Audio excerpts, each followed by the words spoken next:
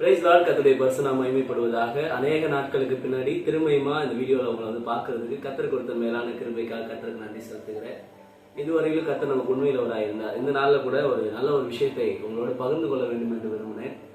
சில நாளைக்கு முன்னாடி என்னோட வாழ்க்கையில நிறைய விஷயங்கள்ல முடிவு எடுக்கக்கூடிய சூழ்நிலைகள்ல நான் தள்ளப்பட்டேன். இதுவா அதுவா, இதை செய்யலாமா அதை செய்யலாமா, இது செஞ்சா எனக்கு பிரயோஜனமா இருக்குமா, இல்லை அதை செஞ்சா பிரயோஜனமா இருக்குமா, இவங்க பேச்சு கேட்கறது அவங்க பேச்சு கேட்கறதான்னு சொல்லி நிறைய இடங்கள்ல இந்த டிசிஷன் மேக்கிங்ன்ற ஒரு ப்ராசஸ்ல நான் போறப்போ நிறைய ரொம்ப டிஸ்டர்பிங்கான ஒரு சூழ்நிலையில இருக்க வேண்டிய சூழ்நிலைக்கு தள்ளப்பட்டேன்.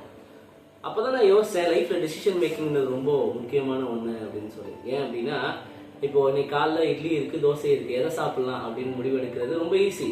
ஒருவேளை இன்னைக்கு நீங்க இட்லி சாப்பிட்டா நாளைக்கு நீங்க தோசை சாப்பிட்டுக்கலாம். இல்லை இன்னைக்கு பொங்கல் சாப்பிடலாமா பூரி சாப்பிடலாமான்னு கேட்டா டிசிஷன் மேக்கிங் ரொம்ப ரொம்ப ஈஸி. எதை வேணா சாப்பிட்டுக்கலாம், இன்னொரு நாளுக்கு வாய்ப்பு கிடைக்கும். ஆனா சில முடிவுகளை எடுப்பதற்கு முன்பாக பல தடவை யோசிக்க வேண்டிய சூழ்நிலை இருக்கு. ஏன் அப்படின்னா, ஒன்ஸ் அதை முடிவு எடுத்து நீங்க செஞ்சுட்டீங்கன்னா திரும்ப அதனுடைய அந்த இம்பாக்டை உங்களால ஃபேஸ் பண்ண முடியாது. அந்த முடிவு எடுத்தது நிமித்தமாய் வருகிற விளைவுகளை நீங்கள் சந்திக்க சில நேரத்தில் முடியாம போகலாம். அப்போ உட்காந்து ஐயோ அன்னைக்கு நான் அந்த முடிவு எடுக்காம இருந்திருக்கலாமே, அல்லது இந்த காரியத்தை நான் செய்யாம இருந்திருக்கலாமே யோசிக்க வைக்கல. அந்த மாதிரி சூழ்நிலையில இருக்கிற ஒரு வேளை நீங்க இருந்தீங்கன்னா உங்களுக்கு நான் சரியான ஒரு ஆலோசனையை சொல்லணும்னு விரும்புகிறேன்.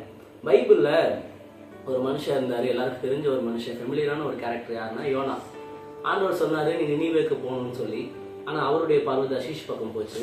நடந்த கதை என்னன்னு சொன்னா, யோனாவை பொறுத்தவரை நினிவேக்கு போனா நான் சேஃப் கிடையாது, யோனாவை பொறுத்தவரை நினிவேக்கு போனா நான் விரும்புகிற சூழல் அங்க அமையாது, ஆனா தர்ஷீஷுக்கு போனா அது நடக்கும் அப்படிங்கிற தாட்டு யோனாவுக்கு இருந்தனாலதான் அவன் நினிவேக்கு போகாம தர்ஷீஷுக்கு போனான்.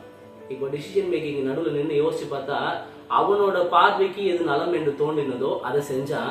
செஞ்சதின் விளைவு நமக்கு எல்லாத்துக்கும் தெரியும். ஃபர்ஸ்ட் ஆண்டவர் பெருங்காற்றை உண்டாக்குனார், அவன் அதை இது பண்ண முடியல. அதுக்கப்புறம் மீன் வயிற்றுக்குள்ள போன பிறகுதான் அவருக்கு புத்தி வருது, அதுக்கப்புறம் போனார் நினிவேக்கு. ஏன் இதை சொல்றேன் அப்படின்னா, பைபிள்ல மனுஷன் ஆண்டவர் படைச்ச முதல் சொல்லும் போதே ஆண்டவர் சொன்னாரு, இந்த கனியை சாப்பிடும் நாளில நீ சாகவே சாவாயும். ஆனா உலகத்துல செத்த ஒரு மனுஷன் யாருன்னு சொன்னா ஆபேல். கர்த்தருக்கு உண்மையான மனுஷன், கர்த்தருக்கு நல்ல காணிக்கை கொடுத்து கர்த்தருக்காக நிக்கணும்னு நினைச்ச மனுஷன் அந்த உலகத்துல இறந்தான். ஆனா அவனுக்காக கர்த்தரே நின்று நியாயம் தீர்த்தார் காயின் இடத்துல. அது போல பைபிள்ல எத்தனையோ பேர் பார்க்கலாம். நோவாவுடைய காலத்துல நோவா கிடல் அடிச்சாங்கன்னு போட்டிருக்கு. சாமுவேலுக்கு வந்த பிரச்சனை நமக்கு தெரியும், தாவீதுக்கு வந்த பிரச்சனைகள் தெரியும். இத்தனை சூழ்நிலையிலையும் கர்த்தர் யாரு உண்மையா இருந்தாங்களோ அவங்க பக்கம் தான் நின்னாரே தவிர மெஜாரிட்டி பக்கம் நிக்கல. இன்னைக்கு நீங்க நினைக்கலாம், நான் ஒரு முடிவு எடுக்கிறேன், அந்த முடிவுல எனக்கு என் பாதைக்கு எல்லாமே சரின்னு படுது அப்படின்னு சொன்னா அது உலகத்துடைய முடிவா இருக்குமே. ஆனால் உலகம் மெஜாரிட்டியா உங்க பக்கம் நிக்குதுன்னா நீங்க நினைச்சுப்பீங்க நான் சரியா இருக்கிறேன். கிடையாது. கர்த்தர் எந்த பக்கம் நிக்கிறாரோ அதுதான் சரியான பக்கம், அதுதான் சரியான முடிவு. கர்த்தர் எங்க நிப்பார் அப்படின்னா அவருக்கு உண்மையா இருக்கிற ஜனங்கள் மத்தியில நிற்பார். அது தனியாளா இருந்தாலும் சரி. அதனால நீங்க தனியாளா இருக்கீங்கன்னு யோசிக்காதீங்க. கர்த்தர் உங்களோடு இருக்கிறார். எடுக்கிற முடிவு கர்த்தருக்கு சித்தமானதா எடுங்க. அது உங்கள் வாழ்க்கைக்கு ஆசீர்வாதமாகவும் இருக்கும், உங்கள் குடும்பத்துக்கும் ஆசீர்வாதமாக இருக்கும், உங்க எதிர்காலத்துக்கும் ஆசீர்வாதமா இருக்கும். கர்த்தர் உங்களை ஆசீர்வதிப்பார்.